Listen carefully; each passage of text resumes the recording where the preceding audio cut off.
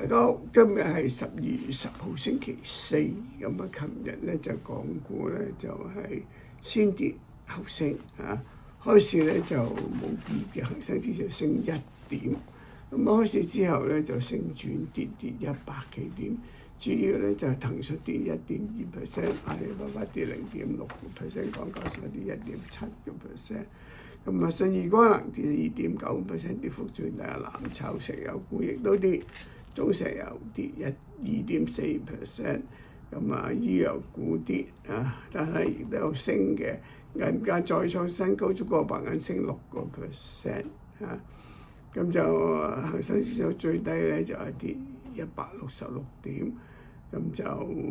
跟住就反彈少少，上週收市恒生指數跌109點，國企指數跌45點，科技指數跌38點，成交957億元。下晝早段就冇乜變，但係咧就到尾段咧就係升就跌轉升嘅。咁啊，貴金屬股上升啦，就係紫金升3.65個，紫金黃金升3.65%，招金升2.1，靈寶黃金升8.4。咁啊，內房股急升，因為咧呢個萬科重整債務咧有證券急升14%，融創升9%，世茂升8%。咁啊，下晝中段港股反彈咧，就最主要係美團升3.2%，阿里巴巴升1.2%，匯豐升0.6%。咁啊，長飛光纖配股先跌後升10%。咁啊，收市恒生指數咧就升106